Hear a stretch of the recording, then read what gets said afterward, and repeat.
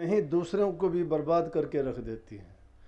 इंसान अगर मन वचन और कर्म से जब सच्चा हो जाता है तो ही भक्ति के रास्ते पर चलने के लायक बनता है। लेकिन इंसान ये नहीं सोचता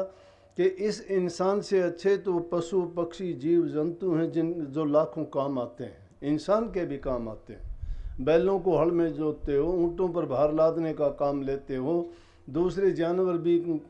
कुत्ता भी घर के आपकी रखवाली करता है, भेड़ बकरियां भी आपके लिए कोई ऊन देता है, कोई कुछ देता है, हर प्रकार से कोई चमड़ा देता है, उससे पहनने के लिए जूते बनते हैं, कपड़ों की जगह भी उनको प्रयोग कर लेते हो। एक कवि हुआ है, उसने कही है, बहुत अच्छी बात कही। वो कहता है कि भाई किसी न किसी रूप में हर जीव जंतु की, किसी की चमड़ी, किसी के बाल, किसी की खाल, किसी के खुर, किसी के सींग काम आते हैं, लेकिन इंसान की कौन सी चीज़ मरने के बाद काम आती है बताओ। इंसान तो ये तक नहीं सोचता कि जब मुर्दा हो जाता है इसको शमशान घाट तक ले जाते हैं तो ये तो सोचते हैं हम मुर्दे को शमशान घाट तक लेके जा रहे हैं, लेकिन ये नहीं कि मरा हुआ इंसान और वो मुर्दा लाश भी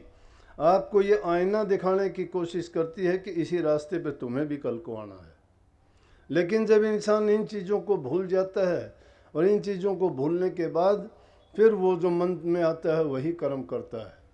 वही छल कपट बेईमानियाँ, वही चोरी, वही हेरा फेरियाँ, वही किसी को तकलीफ़ देना, किसी का दिल दुखाना, उन कामों में तभी वो फिर से व्यस्त हो जाता है। वो सोचता ही नहीं है कि ये दिन एक दिन तेरे साथ भी होगा, नहीं मानता। तो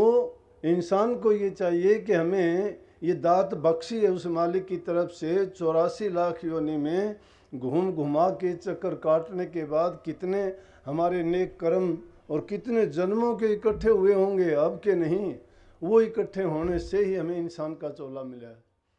फिर भी नहीं समझ आता।